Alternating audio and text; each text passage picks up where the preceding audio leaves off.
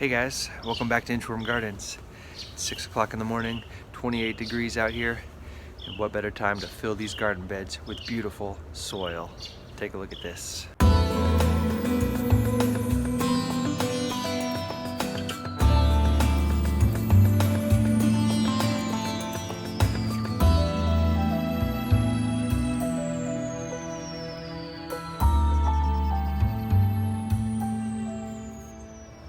So I just had 3 cubic yards of soil dropped off yesterday, delivered from a local nursery. You can still see this morning frost on here.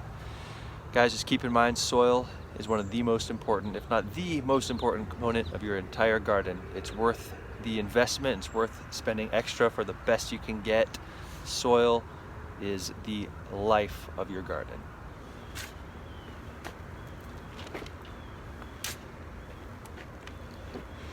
And that's because the soil itself is full of life.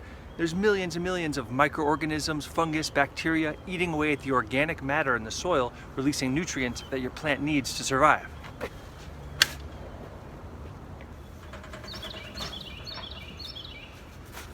So you should think of soil as a living organism that needs to be cared for, it needs to be fed, and is a basic building block of truly life itself on this planet, but especially in your garden.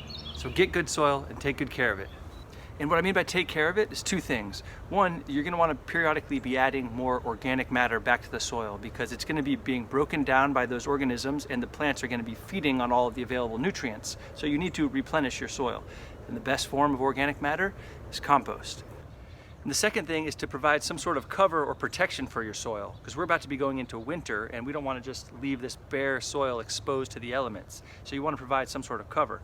If you think about like a forest floor, that's the most beautiful lush soil there is, and it's continually covered by dropping leaves or pine needles, whatever it is, you always have some cover. You don't want to just leave bare soil.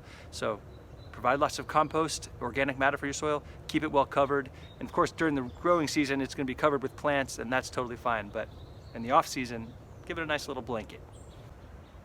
As far as the soil itself is concerned, probably the most available and accessible is just the bagged soil that you can get from Home Depot or Lowe's. And that stuff will work totally fine if you have a smaller garden. Just know that there is a pretty wide scale of quality between the mixes. So don't go for the cheapest stuff, get the higher quality organic potting mix.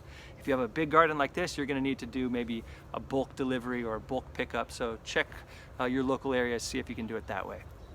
Your other option for soil is to make your own mix. You can just buy the component parts, mix them together, and it is cheaper that way when you're talking about higher volume. That's what I did last year. It was 3 components. It was peat moss, which is the water retention element, as many different forms and sources of compost as you can add, peat moss, compost, and then the third thing is vermiculite or perlite, which helps with drainage. So you just take those 3, mix them together, you can make your own mix that way. All right, I gotta get back to loading up this soil. Let's go.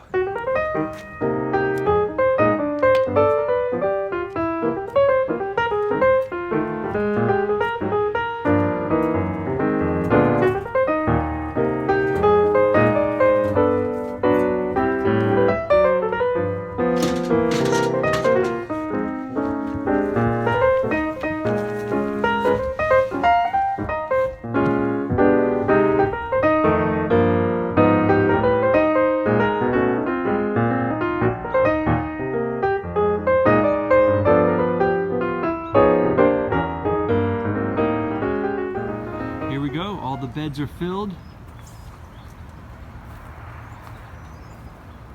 Looking nice. Look at that dark, rich soil, so inviting. Just asking for some plants to go in there. But unfortunately, it's the middle of December. So instead of planting plants, we are gonna put a cover on these beds.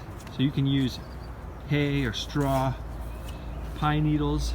I'm gonna run down to my local nursery and I think they have pine needles. So I'm gonna pick those up and get these beds covered.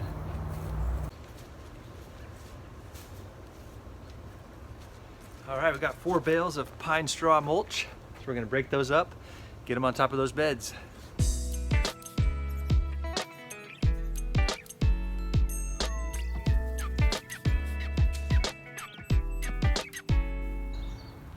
All right, here we go. Got all the beds covered. Nice thick layer of this pine straw mulch. This is also going to help with moisture retention. It's going to keep that soil nice and moist all season long, won't dry out, won't get beaten down by rains and frosts and all that. It's just going to keep the soil nice and happy, protected all winter, and then come spring, you just plant right in there. All right, the beds are ready for their long winter sleep, and I've run out of projects to do in the garden, honestly. I guess the next phase is just planning out exactly what we're going to plant. So we'll see you on the next one. Bye for now.